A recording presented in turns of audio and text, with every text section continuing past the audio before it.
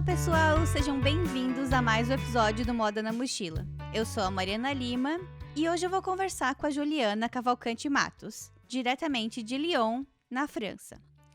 Ela é designer de sapatos e especialista em acessórios femininos e já trabalhou para grandes marcas como Grendene, Dakota, Beira Rio e Calçados Marte.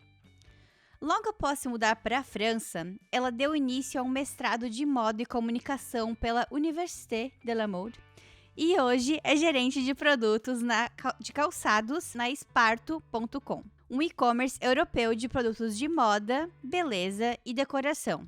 Ju, muito obrigada por ter aceitado o meu convite. Quer mandar um oi aí para os mochilers? Obrigada a você, Mariana, e bonjour, bom Bonjour. dia, bom dia a todo mundo que está nos ouvindo, e um prazer estar aqui contigo. Ju, eu tava olhando o teu LinkedIn e me deu uma baita nostalgia, que você já trabalhou nas marcas que eu usei a minha vida inteira no Brasil, desde quando eu era criança até a adolescência, na Moleca, você faz parte da Moleca, da Via Marte, da Zaleia, Grendene, Dakota, todas essas eu já usei muito, né? Eu acho que isso é uma das coisas mais legais de trabalhar com moda acessível no Brasil, que você produz, faz o design dos calçados e vê a galera na rua usando, né? Então eu acho isso muito legal. Então me deu uma baita nostalgia quando eu tava olhando a sua trajetória no LinkedIn. É verdade, olha. O sapato tem essa vantagem, diferente de um design de carro, que demora, sei lá, 1, 2 anos, 3 anos, ou mesmo de quem faz tênis, né? Tipo Nike, Adidas, que demora um tempo para a tecnologia se desenvolver. O calçado mais acessível, como que é o mercado do Brasil, a gente consegue fazer toda a parte da criação e alguns meses depois a gente pode ver na rua o trabalho que foi feito, né? Então isso é bem bacana. E às vezes até um pouco engraçado, porque quando a gente faz uma criação, a gente imagina alguém, né? A gente imagina uma pessoa ou um momento, um estilo e tudo, e às vezes lá tu vê a realidade, né? De como é que teu produto, enfim, lá aquele produto está sendo usado pelo consumidor, né?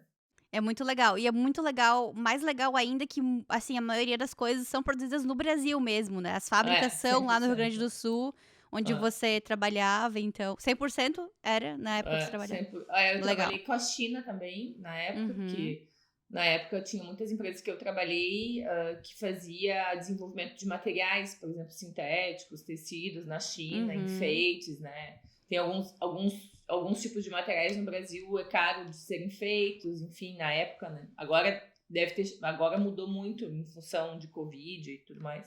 Mas é diferente que na Europa, certamente, assim. O Brasil, no fim, é o quinto, eu acho, produtor mundial de calçados, né? Que legal, cara.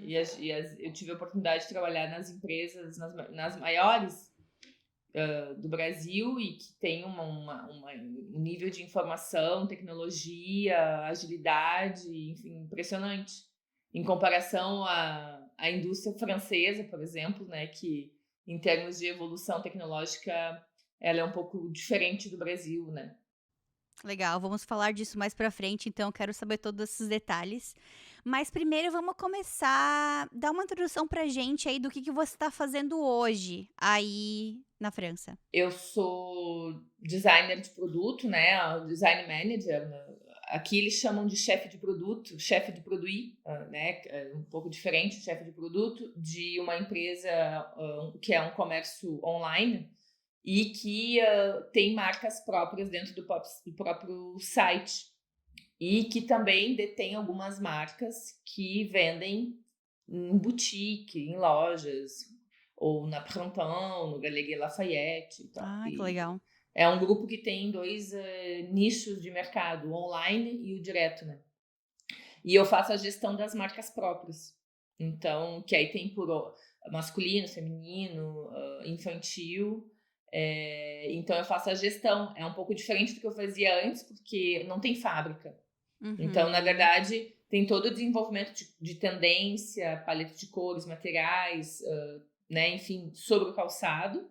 Mas uma vez que tu faz essa seleção de ideias, que tu faz o teu plano de coleção, tu vai ao encontro das fábricas que tem na Europa, como em Portugal, na Espanha, na Itália, enfim, para desenvolver a tua coleção. Então é um pouco diferente porque eu trabalho hoje com várias fábricas diferentes e a seleção das fábricas eu faço, por exemplo, eu vou desenvolver na minha coleção eu vou trabalhar com esquadrilhas, ou eu vou trabalhar com tênis, ou eu vou trabalhar com, sei lá, com sapatilhas. E aí eu vou buscar fábricas que têm a expertise, né, que eu preciso. Então é um pouco diferente porque antes eu trabalhava dentro de uma fábrica que tinha um coração, né, um setor de desenvolvimento de produto, e eu tinha a possibilidade de ver o meu produto em um dia, às vezes em 30 minutos, né, porque tinha um ateliê de prototipagem e tudo mais. E hoje em dia é diferente, hoje em dia eu faço toda a parte conceito e criativa, e aí, uma vez feito isso, eu vou em busca das fábricas. Então, um pouco... legal. Então tu diria que um dos pontos positivos de ter a fábrica perto é essa agilidade na prototipagem, né? Ah, com E o certeza. que seria um ponto positivo de trabalhar com fornecedores e não ter a fábrica perto de você? Hoje eu vejo, e foi um dos motivos que eu decidi sair do Brasil e fazer esse mestrado e tudo que eu queria. Eu estava um pouco querendo me renovar, né? Renovar o meu senso criativo, renovar a minha cabeça, renovar minhas ideias, porque depois de 20 anos trabalhando na indústria, na fábrica, eu comecei, o meu lado criativo começou a diminuir, o meu lado produtivo começou a aumentar e econômico. E hoje eu vejo que eu renovei o meu senso criativo e eu não tenho problema de ter uma fábrica. Problema, né? Que é um problema. Como eu posso dizer, todas as dificuldades de um fabricante, hoje eu não tenho. Então eu fiquei... O lado bacana é que eu tenho toda a parte explorativa, criativa, eu vou ao encontro de outros fabricantes e dou minhas ideias e eles vão me dar o meu sapato. Tem um tempo maior, porque aí eu tenho que me preparar, me organizar, eu tenho que trabalhar com meses de antecedência e tudo, mas eu me sinto mais livre. Eu me sinto mais livre criativamente, e o segundo ponto, que é junto com a criatividade, é o reencontro. Porque eu encontro muita gente, eu troco ideia, eu aprendo. Então, eu acho que a diferença maior entre ter a fábrica e não ter a fábrica, eu acho que hoje em dia eu sou mais livre. Bom, então vamos começar um pouquinho sobre a sua trajetória. Quais foram as coisas mais marcantes na sua carreira, na sua vida, que te trouxeram até onde você está hoje? Bom, eu sou de Novo Hamburgo, e Novo Hamburgo é a capital do calçado. Era, né, alguns alguns bons anos atrás, a capital do calçado. E na época que eu decidi fazer design de produto, eu nunca imaginei que eu ia cair numa fábrica de calçado. Na minha ideia, eu queria fazer outros tipos de design, Sério? de Que tipo de luminária, de mais de móveis, de luminárias. produtos? Na época eu era super fã do design italiano, de móveis e tal, e de luminárias, né? Desculpa que às vezes eu troco o francês pro português. Ai, tô achando lindo isso. As luminárias, enfim. Mas na minha região o calçado era super forte. Eu tinha que começar a trabalhar depois de muito cedo, e eu caí dentro de uma fábrica de calçado. E aí tudo começou. Eu acho que esse momento foi o mais marcante, que foi a primeira pessoa que eu encontrei, porque o calçado é feito de pessoas, né? Então é o encontro com as pessoas, a troca, o aprendizado, né? E eu caí numa empresa que era de uma argentina, e ela era arquiteta de base, mas ali ela era super apaixonada pelo calçado, e eu acabei me contaminando, né? Enfim, com o calçado. Aí depois, acho que o segundo momento importante foi a minha formação, porque aí eu comecei cedo na faculdade de design, e logo comecei a trabalhar, e acho que me formar me formar foi uma coisa bem importante para mim, porque no Brasil é diferente da Europa, por exemplo, que o estudante, lógico, tem faculdades privadas, mas a grande maioria não tem difícil acesso à educação como nós no Brasil, né? Como no Brasil. Então eu tive que pagar minha faculdade, tive que fazer um financiamento para pagar o crédito. Foram 5 anos assim trabalhando o dia inteiro e estudando todas as noites. Então foi tipo conseguir finalizar o curso.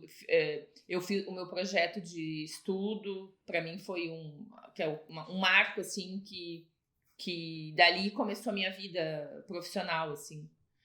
Eu me identifico com isso, até o pessoal aqui no Canadá fala que o college, que a universidade, college aqui, cursos muito puxados, que é muito difícil você conseguir trabalhar full time, né, 40 horas, 48 horas, como no Brasil, e fazer faculdade ao mesmo tempo. Os migrantes que vêm pra cá fazem isso porque precisam de dinheiro pra pagar, pra morar, mas não tem como trabalhar as 40, 48 horas, então vão trabalhar menos horas, né. Sim, E eu também, lá no Brasil, aconteceu isso. Eu fiz faculdade e comecei a trabalhar já até com moda até mesmo antes de entrar na faculdade. E eu acho isso bom, pra mim foi bom, porque sim, assim, eu comecei a trabalhar e vi que era realmente aquilo que eu queria fazer, né. sim. Mas ao mesmo tempo desvia um pouco a atenção do realmente do estudar, da faculdade, né. Não, com certeza. Eu tive esse momento estudante aqui, no fim das contas, alguns 20 anos depois, porque realmente eu não pude participar da semana acadêmica, várias coisas que a universidade proporciona para o estudante, infelizmente eu não pude participar porque eu tinha que trabalhar o dia inteiro, enfim. Uhum. E várias noites estudando e fazendo trabalho e final de semana. Foram 5 anos bem, bem raros, assim.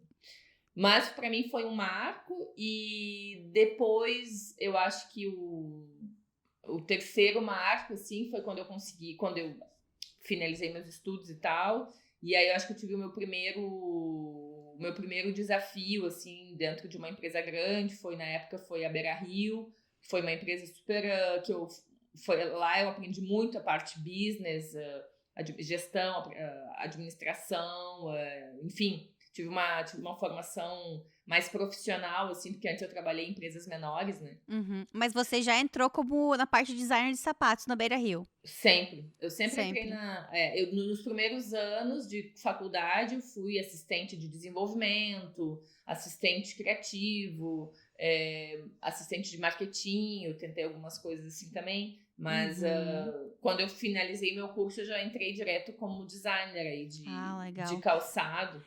E na faculdade teve algum curso, assim, alguma matéria específica de design de sapatos? Tinha algum Não, curso à parte que explicava, porque lá é muito forte, né? Não, eu fiz a minha faculdade na Universidade Luterana, na UBRA, em Canoas, uma cidade próxima da minha, e eu fiz a faculdade de design de produto, Uhum.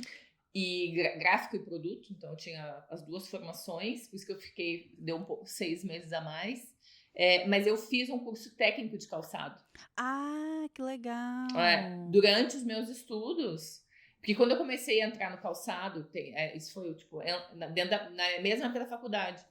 Quando eu comecei a entrar no universo de calçados, eu comecei a sentir a necessidade, enfim, da parte técnica, porque se tu não conhece a técnica, é diferente, é mais difícil do que tu não conhecesse. Se tu não conhece a parte técnica, é mais difícil evoluir na carreira. Porque Aham. na indústria do calçado, eu sempre digo, é garra, dedicação e humildade. Então, tu tem que ter conhecimento, tu tem que te aprimorar para te evoluir e criar uma marca que seja rentável, especialmente no Brasil.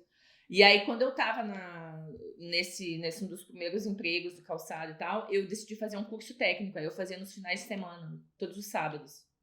Eu estudava, Caramba. eu estudava de segunda, eu estudava de segunda a sexta e por 3 meses eu fiz em vários módulos, porque no Senai, que é o Formação Técnica Calçadista no Brasil, eles dão a possibilidade de fazer cursos técnicos por módulos. Então eu fiz módulos, assim, a cada 3 meses eu fazia um módulo. Eu fiz um módulo de modelagem básica, depois eu fiz um módulo de formas, de costura e tudo. Eu fiz alguns módulos e que era nos sábados de manhã. Que legal, não sabia disso. Eu também fiz curso É, técnico no Senai é, e eu fiz tudo de uma vez, porque eu estudei durante o ensino médio, né? Então, pra sim. mim, não precisava dividir. Tu tem a possibilidade de fazer o curso de segundo grau, né? Como a gente fala no Brasil, mas na época eu não fiz. Eu fiz o curso do segundo grau normal e Uhum. eu entrei na faculdade de design. Porque na época não era a ideia de ser designer de calçados. Mas aí quando eu comecei a entrar no meio e eu vi necessidade, aí eu fui no Senai, aí eu descobri que tinha vários módulos que podia fazer. Aí era tipo 3 meses intensivo, sábados o dia inteiro, ou quinta e sexta de noite. Aí eu organizava conforme o meu semestre da faculdade. Então, voltando pra tua história, aí tu comentou sobre a Beira Rio, que te ensinou muito sobre business, sobre negócios, né? E lá que eu tive o primeiro contato, assim, com realmente fazer a gestão de uma marca e começar. Eu comecei como designer do grupo, numa equipe e tudo mais criativa. E aí lá eu me descobri, assim, como a parte criativa, como a questão da pesquisa, que eu adoro, a parte de pesquisa, de tendência e tudo, desenvolvimento. E aí eu comecei com eles com a marca Tocado, que é uma marca que não existe mais.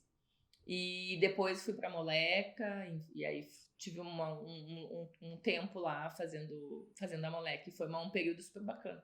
Nossa, eu É usei uma, muito moleca, é uma marca que tem um moleca. poder ela é muito consumida, né? Então, tipo, e Sim. isso é legal, porque eu participei de toda a evolução da marca, desde o início, quando ela não era muito conhecida, aí quando eu fui embora, ela tava explodindo, né? Então, isso que foi bacana, assim, de realmente participar de uma marca que fez história, né? No mercado, assim. Sim, minha mãe, ela sempre foi adepta do, como é que fala? Não é boleto, é do carnê de lojinha de bairro. Sim. Né? Eu não sei como é que fala, esqueci como é que fala agora, mas ela ia lá todo Crediário. mês, crediário de loja de bairro. E lá tinha todas as opções de moleca possíveis, assim. Sim, é E aí verdade. a gente sempre era muito forte sapatilha, né? Hoje em dia eu quase não uso mais sapatilha, mas naquela época eu usava muito essa sapatilha. Então eu tenho muitas boas memórias. Minha mãe, ela sempre comprou roupa pra mim. Eu sou filha mais nova, né? Então eu sou a filha mais mimada. Eu nasci 10 anos depois da minha irmã e do meu irmão. Então, sempre que tinha festa de aniversário, ela ia na lojinha de bairro, comprava roupa pro aniversariante e me dava Sim. uma peça de roupa. Eu sempre me dava bem nisso. E E a Moleca fez parte. Eu acho que hoje ela é como se fosse a Havaianas no caso de sapatilha, né? sim, sim, com certeza. E aí de lá começou a minha história e aí passei por várias empresas. Cada empresa eu tive uma história diferente e um aprendizado diferente, até a última empresa que eu trabalhei no Brasil, que foi a Grendene. E aí, na Grandene, você também já estava como gerente das Gerente de marca. marcas, né? Uhum. Eu tava como gerente de marca, da marca Grenda. E aí, eu também vi no seu LinkedIn que você participou da criação da marca Marsala. Sim, na verdade a Grandene na época ela tinha, quando eu fui para lá, o objetivo de criar uma marca não de plástico, uma marca de manufaturados e tal, de sintéticos um pouco. E aí foi por isso que eu fui para lá. Aí foi bacana que a gente fez todo o projeto de criação da marca, desde o nome, conceito e tudo, coleção. Mas aí, no fim a marca não deu certo, que isso também acontece, né? A gente tem tudo na cabeça que vai ficar lindo, mas se não vende, não é lindo, né? E aí foi um projeto que foi 1 ano, assim, que a gente fez. Aí, no fim, a empresa decidiu não dar continuidade. E aí eu continuei com a marca Grenda. Então, agora fala pra gente qual foi o ponto de virada que você já comentou um pouquinho sobre isso, né? Que você decidiu sair do Brasil e se mudar pra França. E por que a França?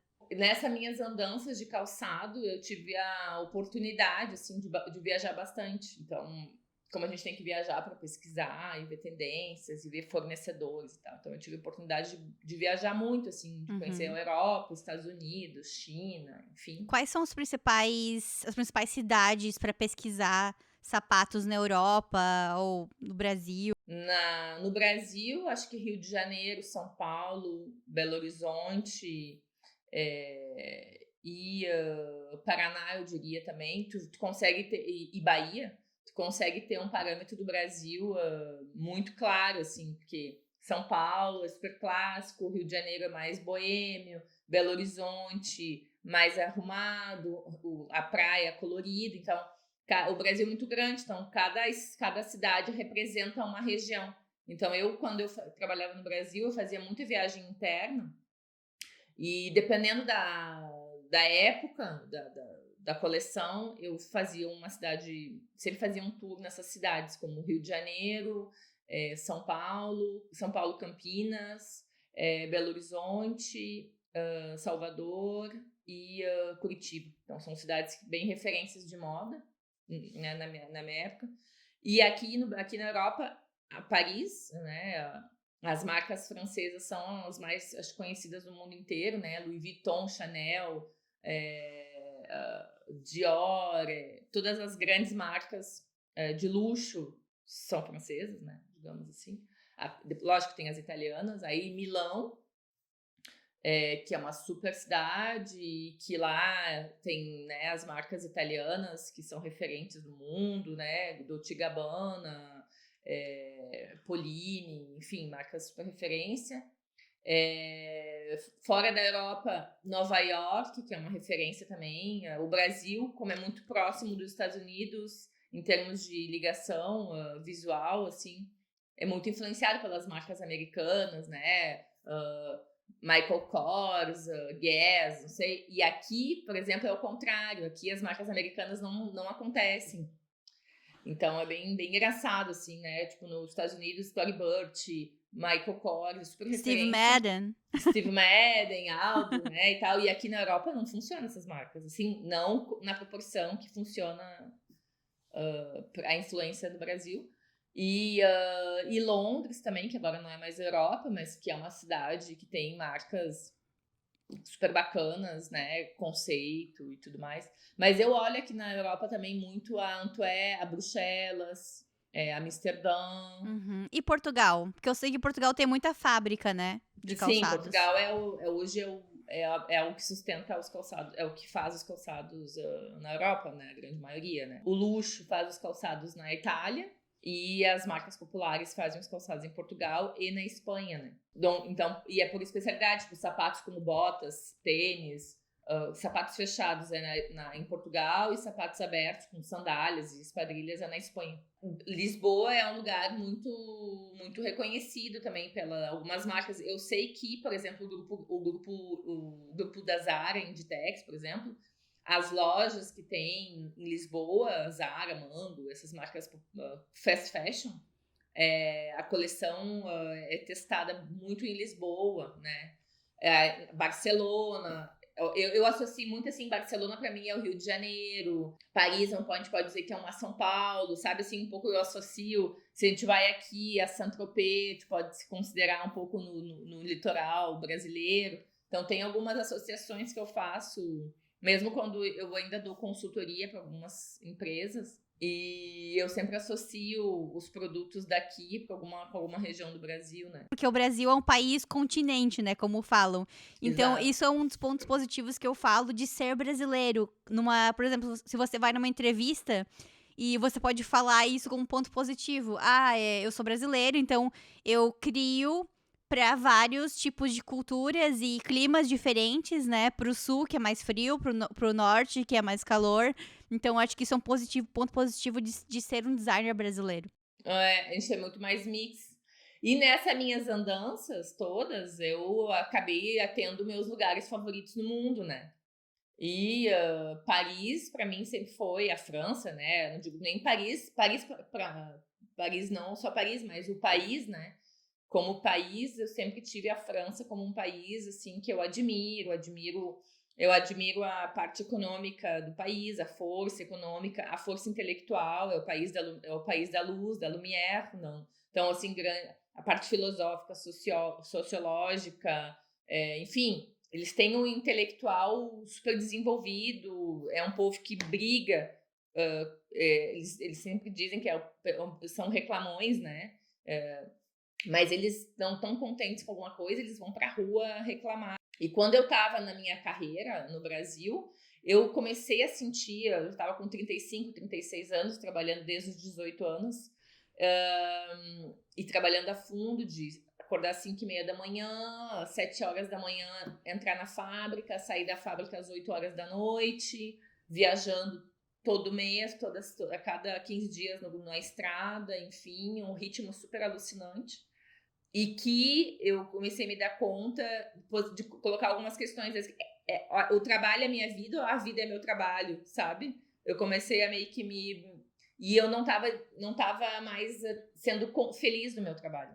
Uhum. E isso é uma coisa, pelo que eu ouço, é uma coisa completamente diferente nessa relação do trabalho na França, especialmente, né? O trabalho é um meio, não é um fim.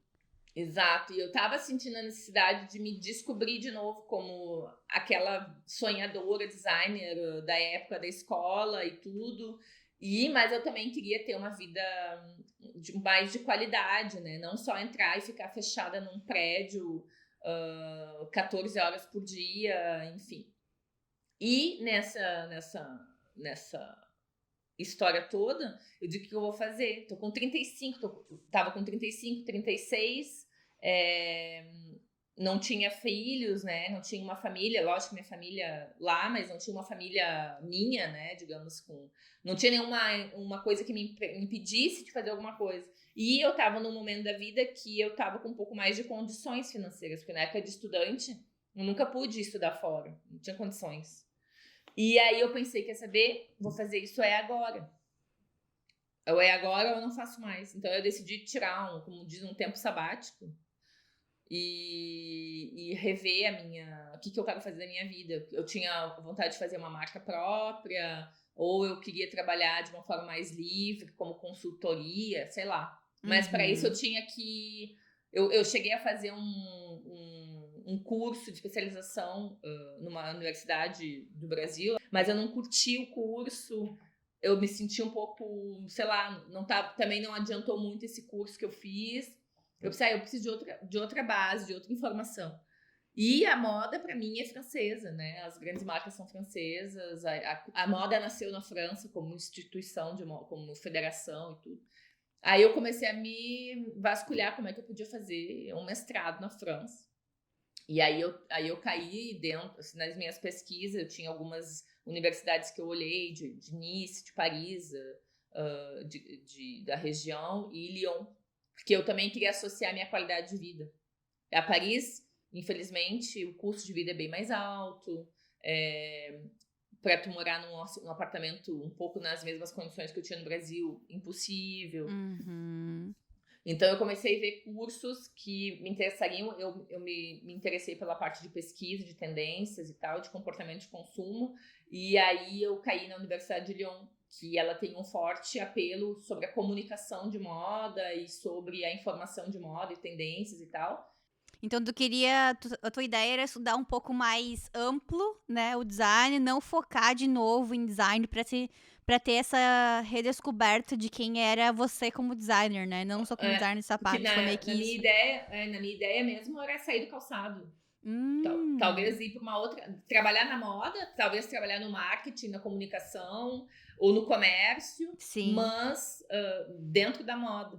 Então, como eu tinha muita experiência de lidar com gente e tudo mais, eu pensei, talvez eu possa fazer uma outra coisa. Sim. E esse curso que eu fiz, esse Master em Moda e Comunicação na Universidade de Lumière, ele tem esse approach, assim, de comunicação de moda, que tu pode mesmo trabalhar na parte de branding, ou de visual merchandising, ou de gestão de marca. Então tinha um pouco mais amplo o leque de conceito. E aí começou tudo, só que aí o desafio tem que falar francês.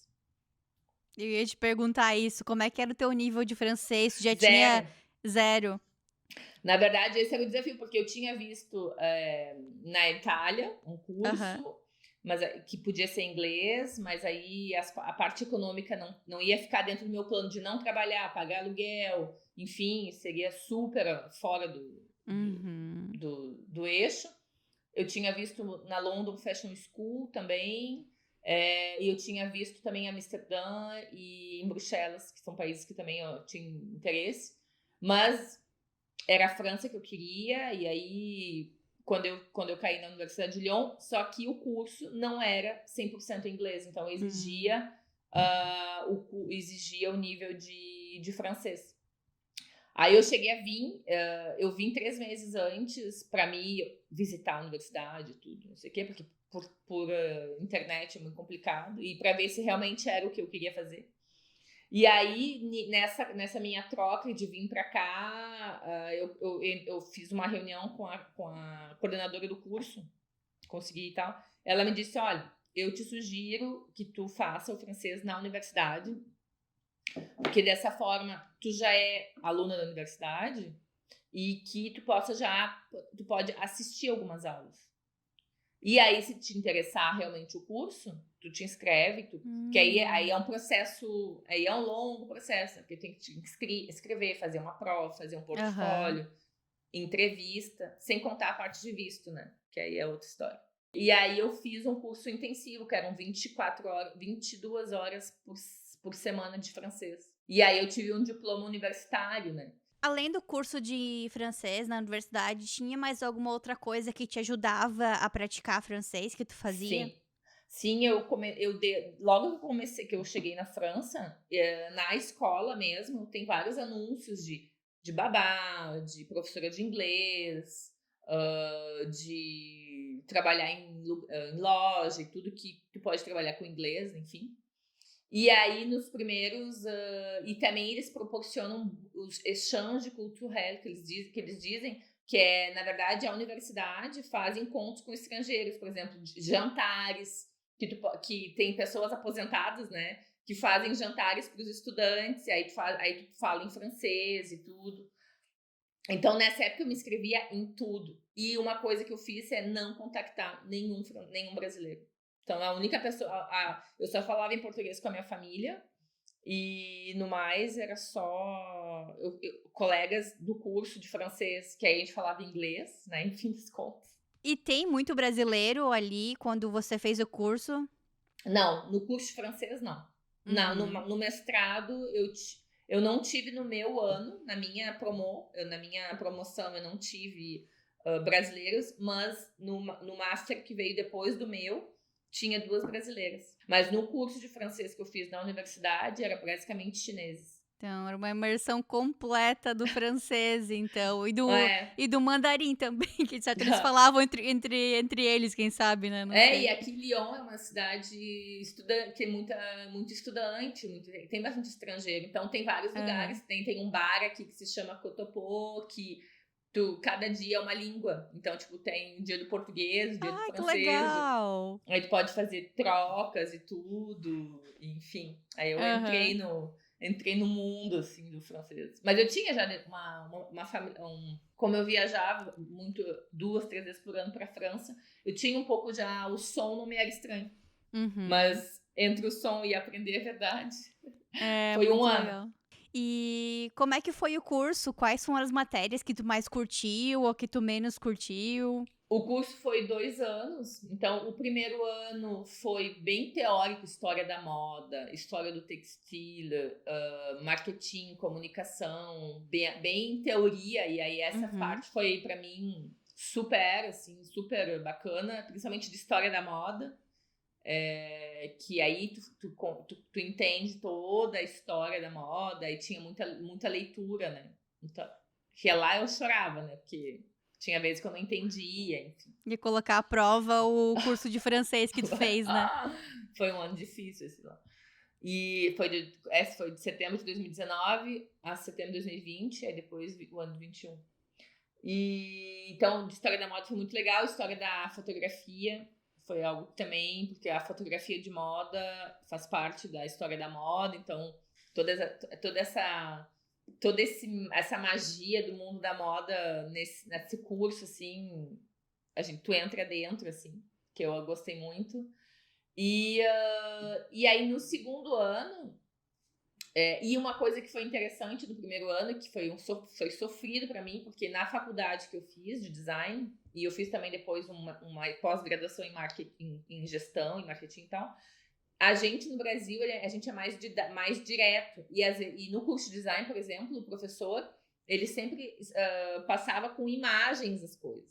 Aqui, zero imagem. É texto, texto, texto, Ah, texto. não. Nossa, eu ia dormir, eu acho, Então, gente. na aula, eu tinha uma aula de Gestalt, que fala de imagem, e não tinha imagem, era texto, texto, texto. E todos os autores que eu aprendi no Brasil, aqui eles não usam nenhum autor americano. É todos autores europeus ou franceses, teóricos franceses. Sim. Então, tinha coisa que eu não sabia, então foi bem, bem bacana. E no segundo ano, o curso parte teórica é mais curta, porque aí a gente tem o ano inteiro de trabalhos, de grupos e tal. E como eu peguei o ano Covid, a gente fazia bastante trabalhos de grupo. E aí foi muito bacana, porque aí tinha aula de cinema, de mídias, né? Mídia, cinema, que a gente fez um filme, um filme de moda, no caso, né? Que é um filme de moda. Que foi mas vocês conseguiram fazer os trabalhos em grupo mesmo durante a pandemia? Online. Aí teve momentos que a gente podia se reunir, enfim. Mas vai ter desafio, né? Foi super desafiador, assim. E aí foi o Fashion Film, pra mim, foi muito bacana, porque, como a gente estava falando antes, no Brasil, a gente trabalha, estuda. Aqui, um mestrado para eles, emenda logo depois da licença, do curso. Então, era todo mundo muito jovem, 23, 24 anos. E eu com 10 anos mais, né? Então, mais que 10, né? Então, isso foi bacana. A troca entre os meus colegas, entre a nova geração, e que, no fim das contas, a gente meio que ficara nivelado, sabe? E aí, essas aulas de cinema, de comunicação, de história da moda, história da fotografia. Na história da fotografia, a gente fez o papel do fotógrafo. Então, a gente fez uma foto. E aí, eu fiz uma foto, aí eu ganhei uma super nota. Pra mim, foi super... O professor me elogiou e tudo. Então, pra mim, foi os meus melhores momentos do mestrado.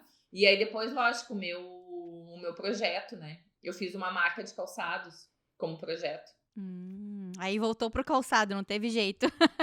Que na minha ideia, a minha teoria era falar, e que eu fiz, né? E aí, porque como é um mestrado também profissional, tu tem que fazer um projeto ligado à tua área de pesquisa. E eu fiz, era a influência da moda francesa no calçado brasileiro. Foi a minha tese. E aí no fim, o meu produto foi exatamente um produto brasileiro para a mulher francesa. Fala um pouco mais sobre isso, como... Aí no fim eu trabalhei com os dois perfis de consumidora, a francesa e a brasileira, e aí eu fiz, enfim, desenvolvi um trabalho tentando encontrar o elo entre as duas para desenvolver um produto que tenha a influência da cultura mix brasileira para uma consumidora clássica como a francesa. Aí a marca se chama Apoena. Ai, que legal. E aí eu tinha, o que significa Apoena? Apoena na língua tupi-guarani quer dizer que é alguém que caminha em direção ao futuro. Alguém que olha para frente, que tem uma visão para frente. E aí, como eu estava fazendo uma marca de calçado com influência brasileira, aí para mim, Apoena, tu vê as coisas do passado, foi o nome do meu projeto de design, porque eu fiz uma sapatilha de dança que chamou Apoena. Aí eu resgatei esse nome que eu tinha na cabeça, sempre achei lindo esse nome da língua tupi-guarani, aí fiz o meu projeto. E a minha ideia era fazer uma linha de sandália fabricada na França. Aí eu fiz o projeto, mas, né, ficou no projeto por enquanto. Teve algum muito perrengue, assim, que você passou durante esse período de universidade? Teve alguns, né? Acho que a questão da língua foi muito forte para mim, porque mesmo que eu fiz o curso e tudo, a realidade é diferente da prática, né? Então, cada pessoa emite um som diferente. Então, na aula, eu gravava o professor, tinha professores que não autorizavam gravar. O choque cultural entre as gerações, eu acho que foi uma... Eu levei um tempo para mim fazer amizade no curso, que tinha uma barreira que eu senti, lógico, talvez era mais minha do que deles, né? Mas uma barreira de gerações, que eles eram jovens, eu brasileira, mais velha. Então, levei um tempo para fazer amizade, assim, no curso. Então, eu me sentia muito só no início, assim, em termos de se eu tinha uma dúvida, tu pode me emprestar o teu caderno para me copiar, alguma coisa assim. Sim. Mas aí logo eu comecei a me integrar, e aí tinha um grupo de meninas sensacionais que viraram minhas amigas, né, e tal, e que me ajudaram a enfrentar essa barreira da língua, assim, que foi bem difícil. As provas, eu tinha... O primeiro ano não teve algumas disciplinas que as minhas notas não foram muito boas. Eu tive que fazer, tipo, recuperação e tudo. Que a língua, pra mim, foi um fator difícil, assim. E no mestrado, eram mais estrangeiros ou mais franceses? Franceses. Era só eu na minha turma, nós éramos 38. De estrangeiros tinha eu e dois mexicanos.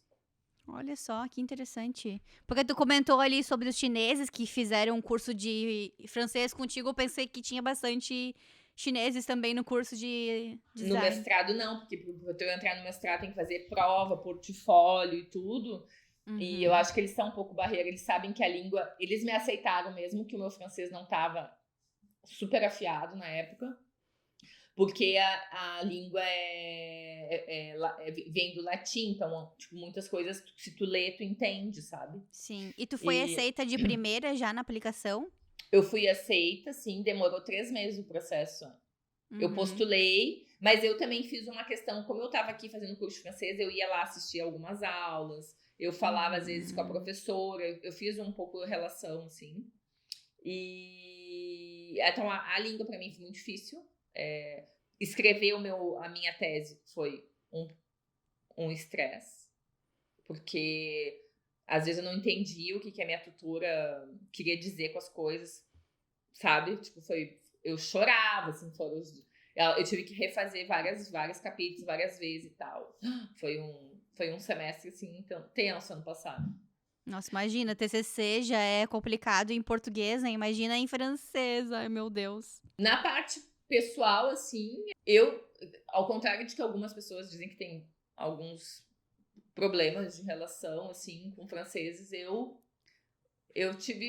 só encontrei pessoas bacanas. A primeira pessoa, quando eu vim, eu aluguei um Airbnb, e aí eu acabei ficando amiga da dona do Airbnb. No fim, ela me alugou o estúdio, e é minha amiga até agora. Eu fiz 2 amigas no meu curso de francês, uma japonesa e uma que vem do Egito, que são minhas amigas até hoje, e que cada uma com uma história de mundo diferente, assim. Então foi bem bacana. Tive sim um perrengue aí pessoal, que eu tinha um namorado, aí fui morar com o namorado, aí ele me deixou, aí eu fiquei apavorada, porque aí eu tinha saído do meu estúdio, aí eu não conseguia alugar um outro. Então, assim, teve alguns perrengues, assim, que fazem parte da história, né? Tipo assim, né? Aí me apaixonei de novo. As coisas assim, Muitos recomeços na França, né? Exato. Massa. Faz 3 anos, assim, parece que eu vivi 30. De tanta coisa. Porque eu converso... uma coisa que... Tem um perfil do Instagram que eu adoro, que é Brasileiras do Mundo. Ou Brasileiras ao Mundo. Depois eu coloco na descrição. Acho que eu É conheço. muito legal, eu adoro esse perfil. E tem um post que ela falou: a única certeza do imigrante é a mudança constante. Exato. E é muito assim, porque a cada mês, a cada 6 meses, ou você tá trocando de apartamento, ou você tá no emprego novo, ou você precisa de um documento novo, ou você tá tirando a carteira de motorista, sabe? Tipo, é sempre alguma coisa diferente. Eu nem falo assim, mas a questão do visa é um estresse. E o pessoal fala que a França é um país muito burocrático, né? Assim, eu fiz tudo muito certinho, assim. Aí eu me inscrevi no curso de francês, aí tinha um visto de visiteur, aí eu me candidatei na universidade, aí tem que pedir um visto de estudante, a gente tem que voltar pro Brasil e fazer toda a papelada de novo. Isso é um estresse. Ir na consulado, pedir teu visto. Olha, tem que ter sangue de barato, porque é uma tensão e eu tive vários momentos, assim, difíceis, mas o negócio é, como diz uma amiga minha que é estrangeira também, ela diz, o negócio é seguir o fluxo. É louco, porque a gente fica naquela ansiedade, né? Será que vai dar certo? Mas não tem como tu só ficar parado. É, como ela falou, tem que seguir o fluxo. Não tem como você ficar parado esperando aquilo dar certo, porque tua vida tá correndo ali. Enquanto teu visto tá em andamento, tu precisa trabalhar, precisa pagar o aluguel, precisa fazer tudo, Tem né? várias coisas, assim. Então, essa parte da administração, do visto, é uma parte que eu tive vários perrengues aí. Uhum.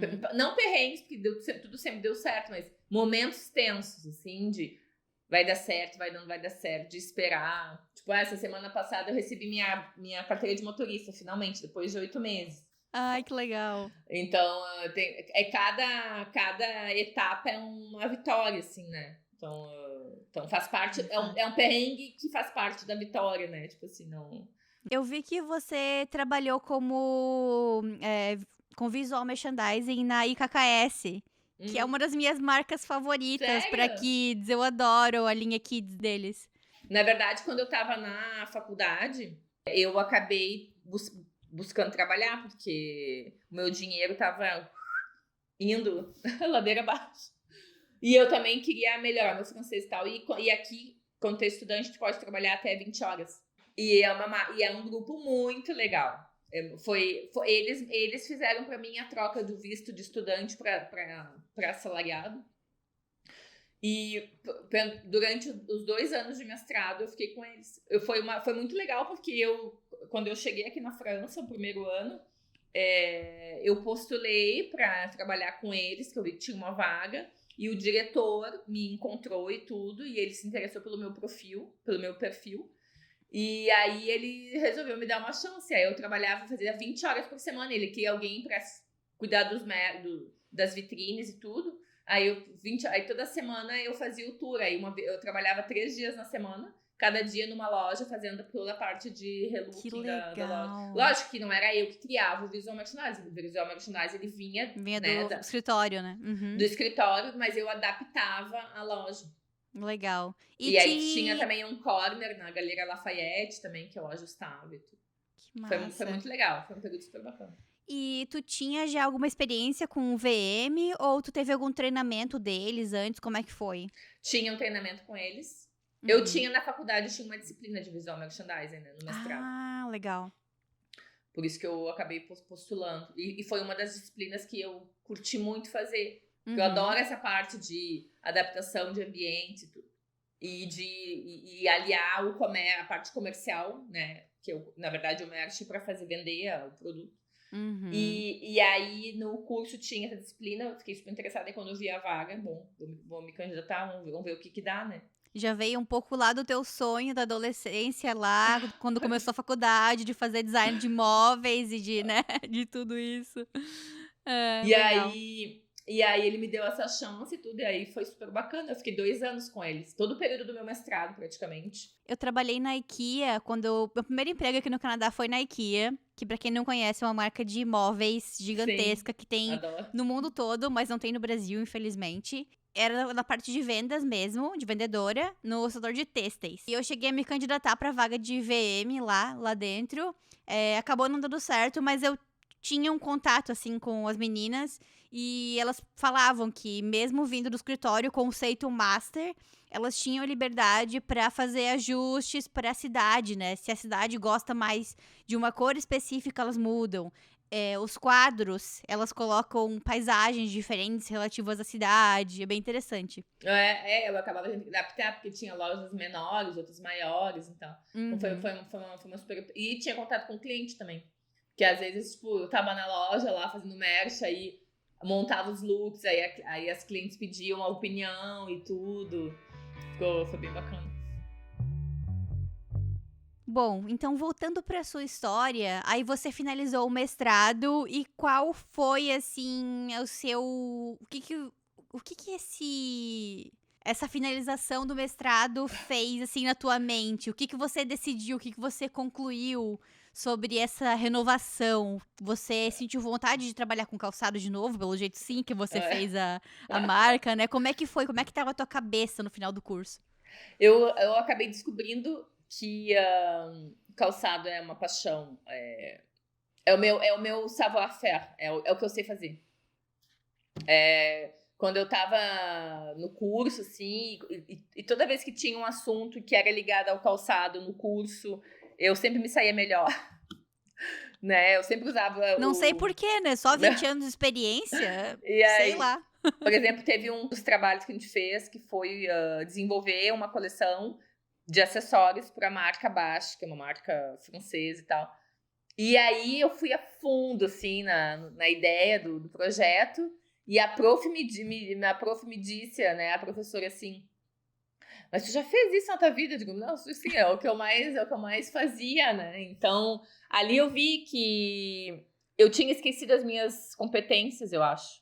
No fim das contas, na minha carreira, no fim, eu estava tão absorvida com, sei lá, com todas as coisas que estavam me acontecendo, que eu esqueci das coisas que eu sabia fazer. E que eu sabia fazer de uma forma bem, sabe? Que, lógico, não, longe de dizer perfeito ou coisa assim, mas que eu curtia fazer.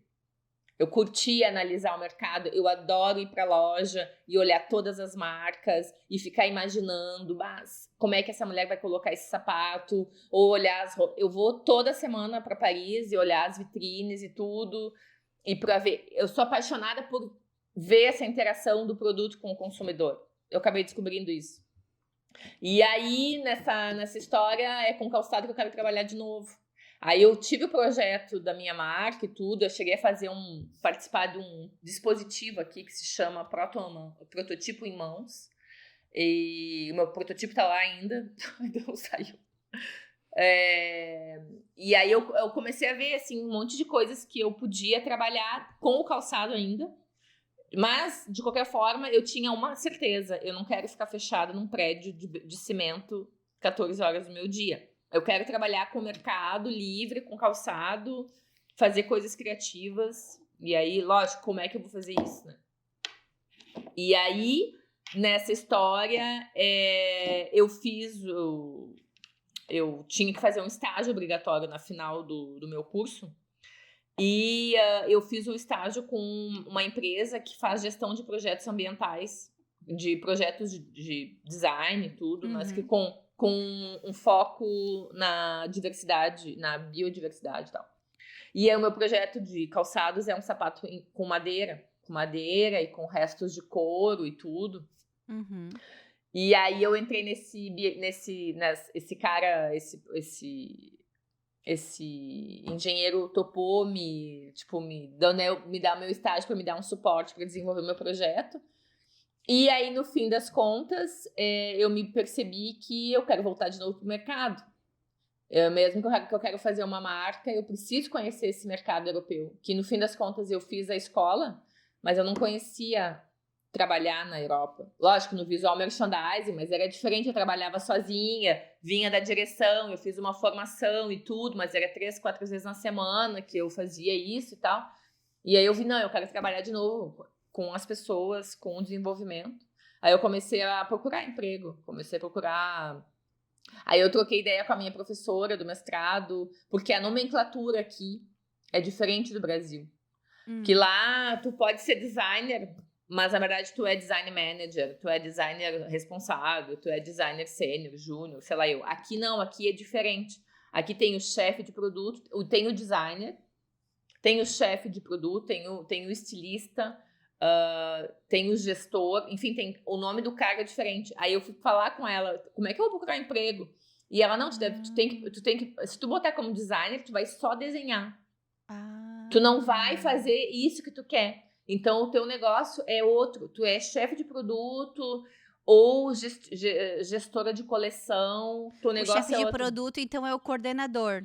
É Exato. o gerente, que se chama no Brasil. Exato, mas ele faz a gestão criativa, mas não é ele que cria efetivamente, sabe? Diretamente. Tu pode também, né? Porque eu queria trabalhar nessa coisa do mercado, com os outros setores, com tudo, usar da minha experiência e da minha expertise, mas não necessariamente eu queria voltar para prancheta. Uhum. Então, aí nessa aí eu comecei a procurar vários meios de voltar para o mercado. Aí eu fiz algumas entrevistas para gestão de coleção, responsável de coleção, chefe de produto e tal. E como é que é o currículo? É muito diferente do Brasil? Porque aqui É no Canadá diferente. é muito diferente. É muito diferente. Tem algumas diferenças mais marcantes, assim, que tu pode compartilhar com a gente? Tem, por exemplo, uma folha, ser claro, assim, tu tem que botar todas as informações de uma forma clara e objetiva, sem mimimi, com números, chifre. Tem que botar lá, eu fiz 20% de aumento de uma coleção, sei lá. Tem que ter coisas concretas, tem que mostrar no teu currículo de uma forma super limpa e sucinta o que tu sabe fazer. Super difícil de fazer isso. Eu tive uma dificuldade, foi o meu marido, meu companheiro que me ajudou, porque eu não conseguia, porque eu fiz tanta coisa durante tanto tempo, que eu não, e no Brasil o pessoal faz maior os currículos. E tu colocou todas as tuas... Porque eu vi que tu tem várias experiências profissionais. Tu colocou todas ou teve que escolher? Eu coloquei só as focadas nas últimas 4, que eram bem mais focadas na gestão e tudo. Uhum. E botei os chifres que eu fiz na época e tudo. E botei Chifres, o que é isso? o quanto eu contribuí para a empresa efetivamente. Ah, Número. Por exemplo, eu Uhum. fiz 30% de aumento de vendas em pares no ano tal. Mas isso é mais focado pra chefe de produto ou pra designer também? Porque, sei lá, às vezes tu não tem acesso a esses números, né? Não, para designer tem que fazer desenho, fazer um portfólio bonito. Para chefe de produto é mais parte de gestão. Uhum. E conhecimento e tal. E aí eu fiz uma parte que é o que eu sei fazer, o que eu posso fazer por você, sabe assim? E aqui na França é obrigatório, e aí isso é um inferno, que é a carta de motivação. Que é tipo uma cover letter que você manda junto com o... Só que não é uma cover letter que, por exemplo, no Brasil, que tu faz um resumo, um pouco uma síntese de ti. Não. Tu tem que direcionar essa letra para a pessoa que vai te contratar, digamos assim, se tu sabe quem é que vai te fazer a entrevista.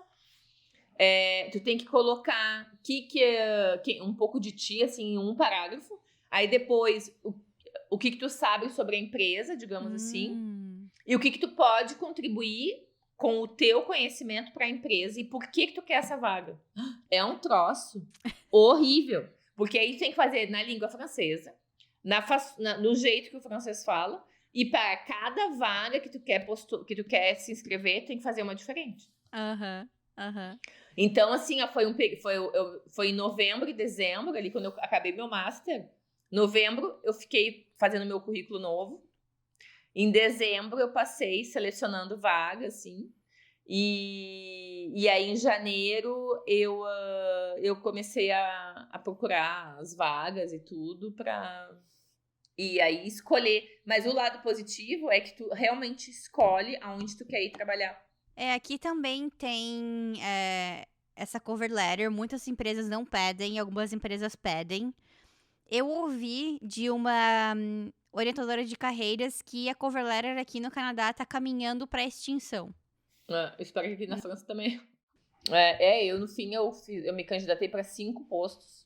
E pra entrevista, como é que foi? Como é que você se preparou? Olha, no trabalho eu fiz uma super preparação, porque aqui tem toda uma parte, assim, eles te selecionam pelo teu currículo e tudo. Eu postulei para a mesma vaga em 3 sites diferentes. LinkedIn, aí depois aqui tem um site francês que se chama APEC. Boa dica aí, pessoal, que quer morar na França, anota aí o nome do site. Que tem, APEC, é apec.fr,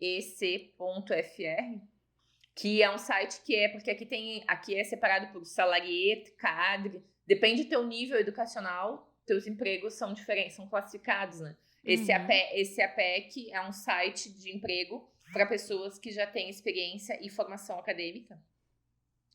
E eu também tenho um outro site que aqui tem, que se chama Fashion Jobs. Acho que ele é meio mundial, assim, mas aí tem o Fashion Jobs aqui da França, e aí todas as empresas de moda da França postam nesse site. Então, eu postei para as vagas nos 3 lugares. A mesma vaga estava disposta no LinkedIn, no Fashion Jobs e na PEC, e eu postei para os 3. E aí depois, eu imagino que eles recebem muitos e-mails, o meu companheiro dizia, Juliana, se tu tá interessado pela vaga, tu envia 5 vezes. Ou se não, tu descola o número da empresa e tu pede para falar com o RH.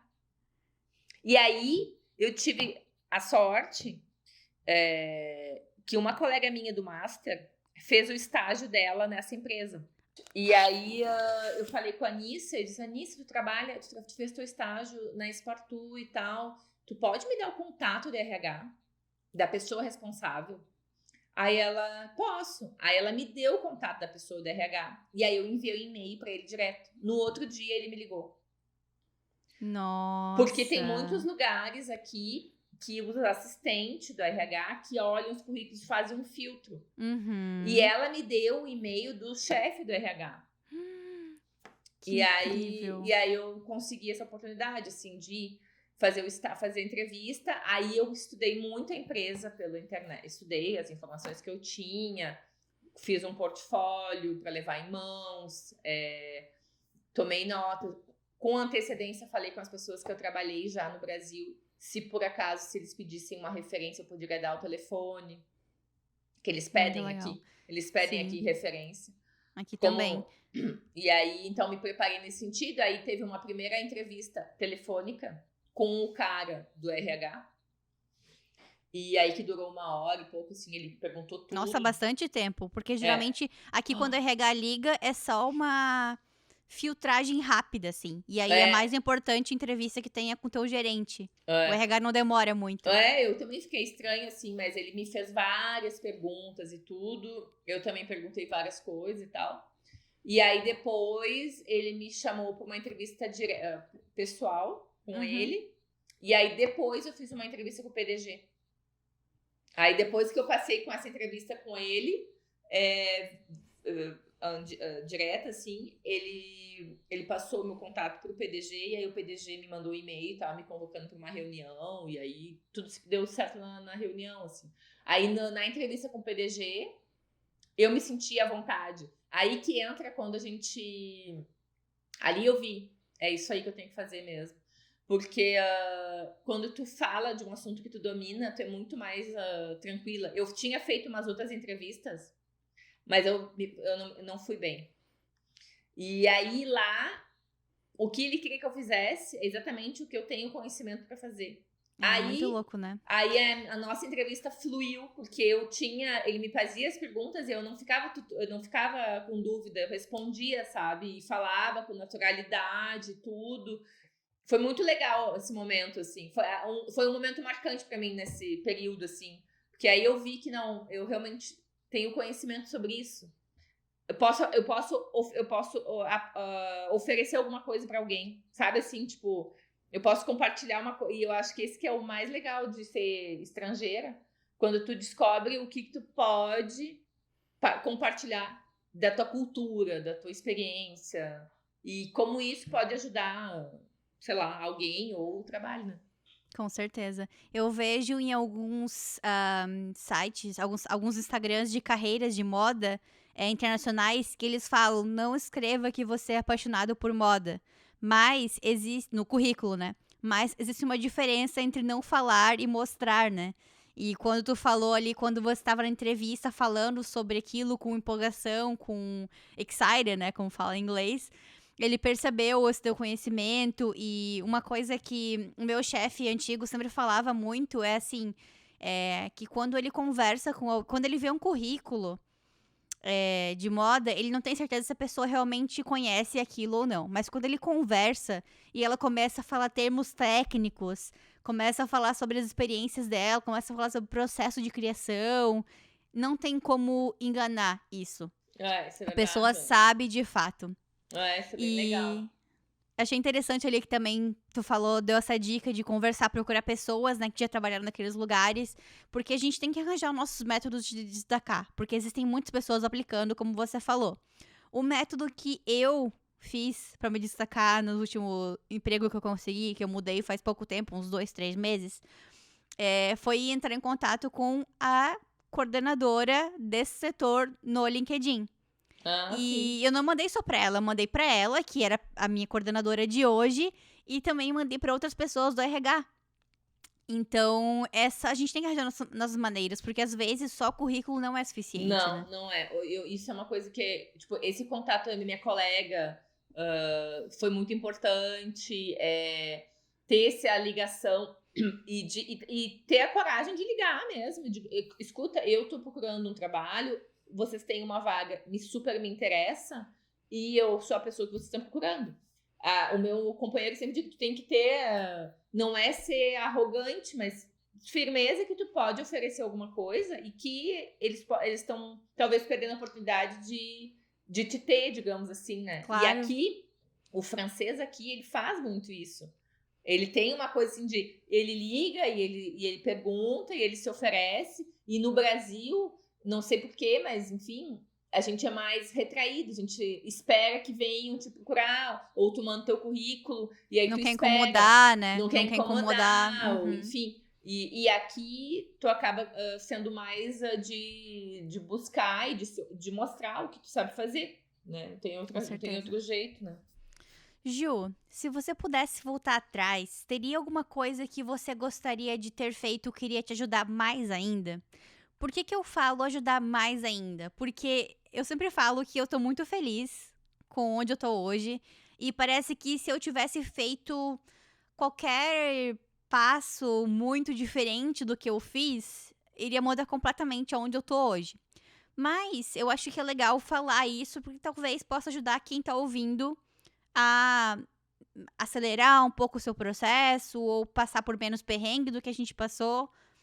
Se eu pudesse voltar atrás, eu teria me informado melhor sobre algumas coisas. Por exemplo, nas questões administrativas, por exemplo, é muito flu, que diz, né? A informação ela não é muito clara, às vezes, né? Especialmente quando é em outra língua. E eu acho que se eu tivesse me informado mais antecipadamente e no bom lugar, por exemplo, né? Mas é coisa que tu vai descobrindo. Agora eu sei todos os lugares. Mas talvez eu não teria sofrido tanto. Porque em função da dúvida, do medo, do receio, eu acabei não aproveitando alguns períodos dessa minha aventura, porque eu tava num estresse que... E no fim das contas tudo deu certo. Então, acho que se eu posso dizer alguma coisa para mim mesma, dizer que eu teria que tirar essa tensão que eu vivi em alguns períodos se eu tivesse me informado melhor. Uhum. Mas tu diz em questão de visto ou questão de curso? De visto, especialmente, porque eu me lembro quando eu fui fazer o meu visto, eu sabia que, por exemplo, para ficar na França, tu teria que ter um visto de estudante, isso é fato. Uhum. Porém, quando eu fiz essa mudança, eu estava com 36 para 37. Então, é uma faixa de idade que eles sabem que tu não quer só fazer um curso, que tu quer fazer uma imigração e tal. Então, tem mais barreiras de dificuldade. É normal e é correto, enfim, não julgo. Mas, por exemplo, quando eu fui fazer o meu visto de estudante para o curso de francês, eu não sabia, na hora do visto que eu descobri, na hora de fazer a entrevista com o visto, que, na verdade, tu ganha um visto de 1 ano. Eu tinha me matriculado, tinha pago 1 ano de curso de francês. Porém, as férias entre o primeiro semestre e o segundo semestre eram de 3 meses. E na lei lá, no troço, diz que tu ganha um visto de 1 ano corrido. Porém, eu não poderia ter essa pausa de 3 meses. Porque eu tinha o primeiro semestre e o segundo semestre, mas tinha uma pausa de 3 meses. E ela não me deu o visto de 1 ano direto, porque aí o visto de 1 ano não precisa voltar pro Brasil para renovar. Que aí tem que refazer todo o teu visto de novo. Putz. Aí quando eu cheguei na hora do visto, ela me deu um visto de visiteur.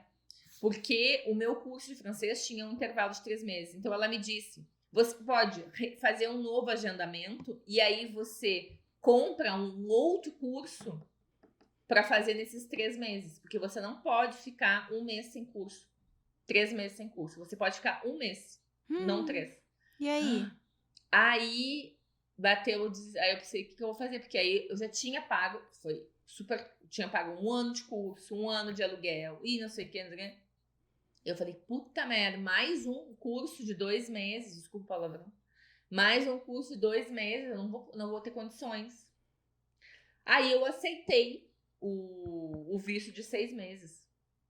E aí, só que aí, nessa função toda, eu postulei, eu passei na universidade, aí eu voltei nas férias de 3 meses, eu voltei pro Brasil para fazer o visto de estudante.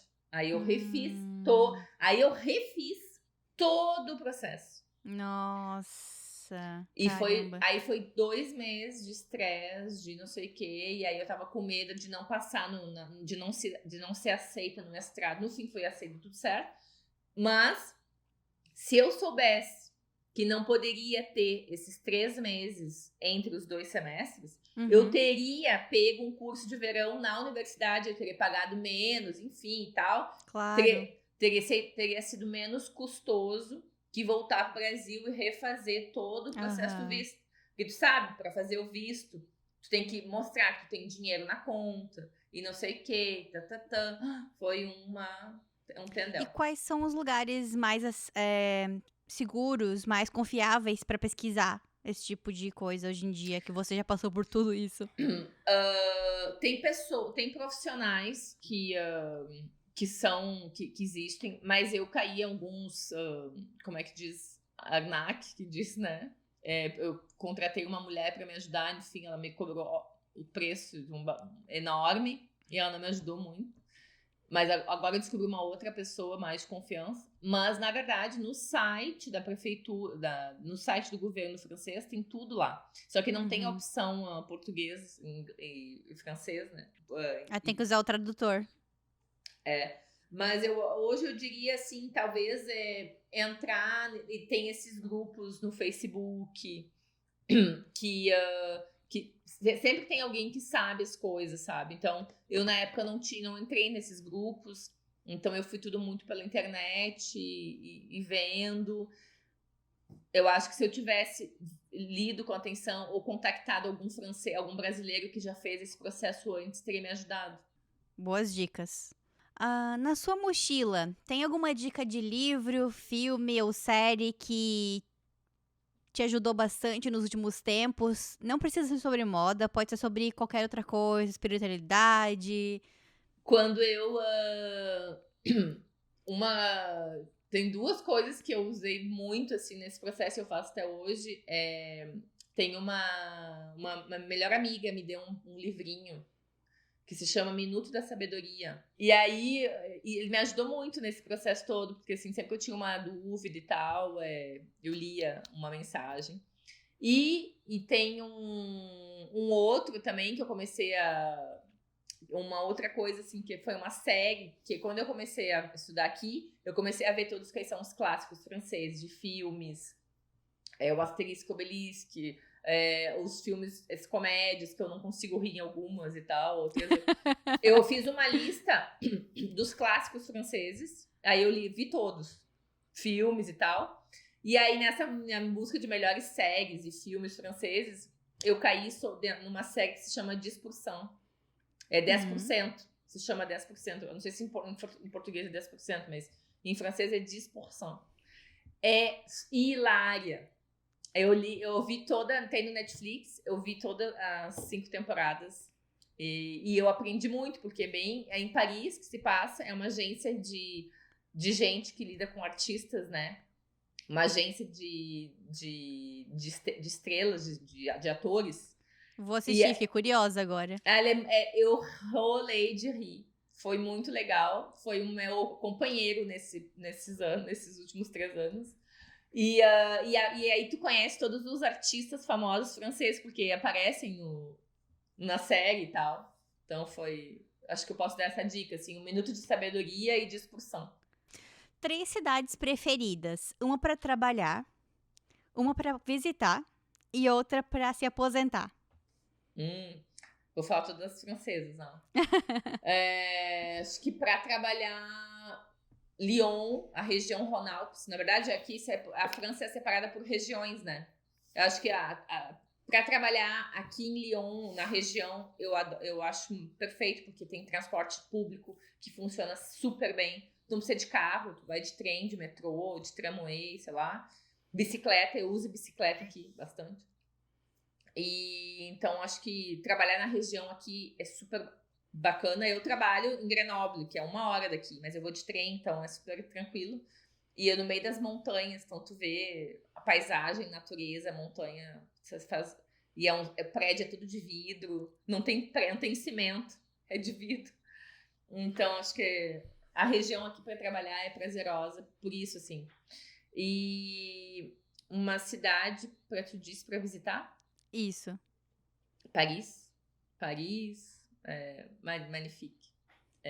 Acho que eu vou para Paris, toda vez eu me apaixono. Tipo, é o ambiente, é o estilo, é as lojas, é as ruas, é o cheiro, mesmo que às vezes cheira ruim. É aquele movimento de cidade grande, mas com aquele efeito cultural.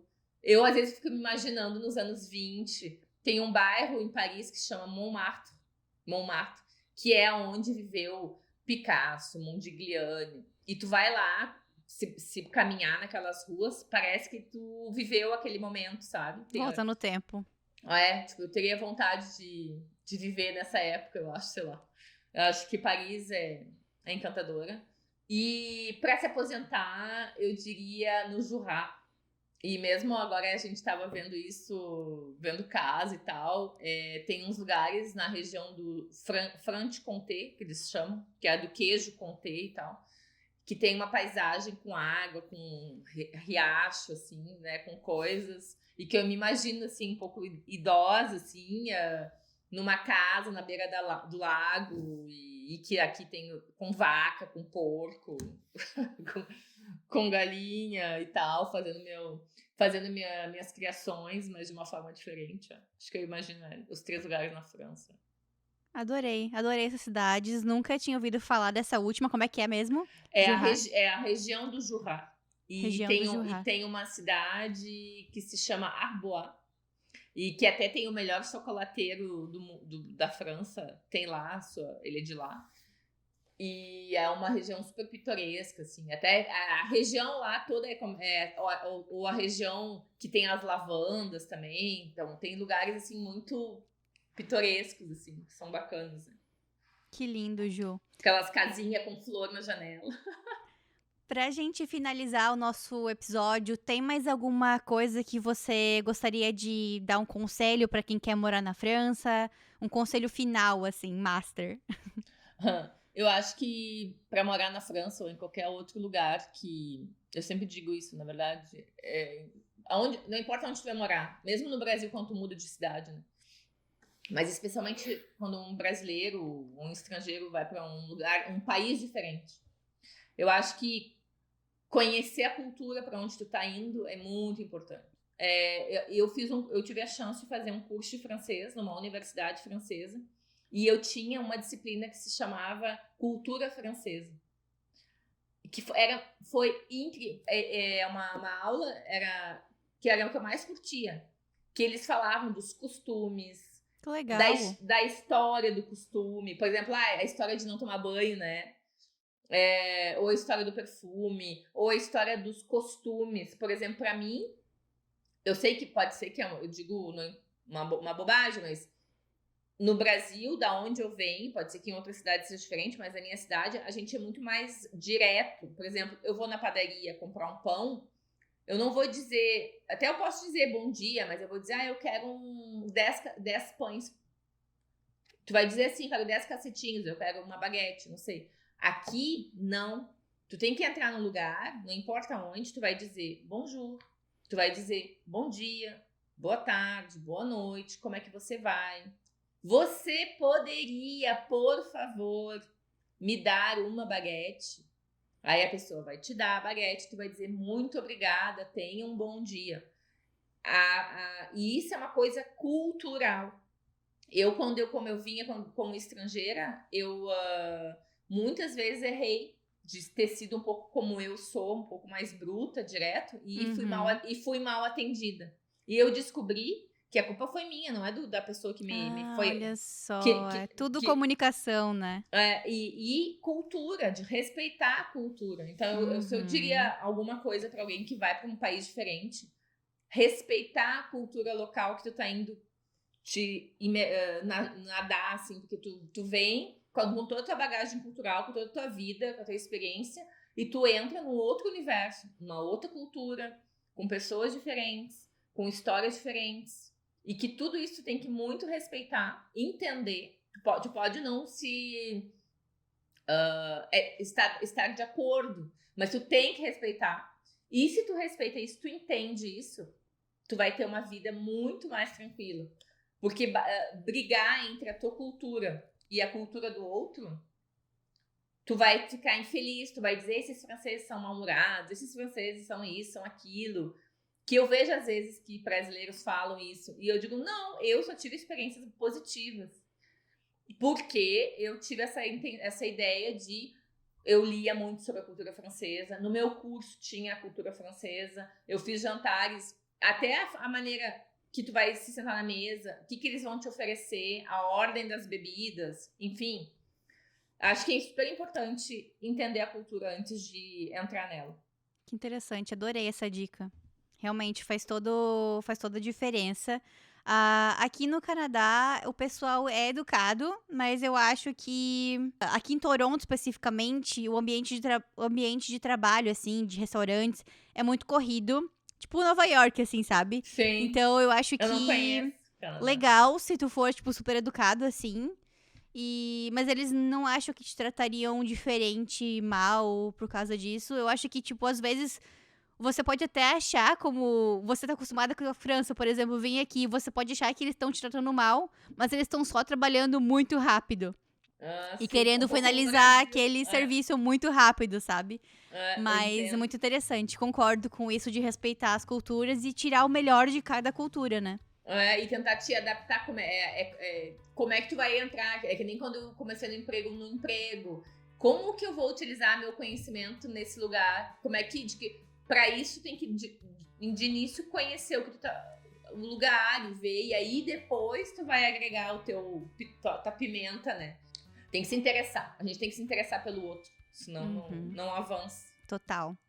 Ju, muito obrigada por ter aceitado o meu convite, ter compartilhado tanta informação legal aqui com a gente, tanta dica boa pra quem quer ou morar na França, ou trabalhar com moda na França ou na Europa. Pra quem quiser entrar em contato contigo, qual que é a melhor forma? Eu tenho meu Instagram, que é juliematos13. E tem meu LinkedIn também. Maravilha.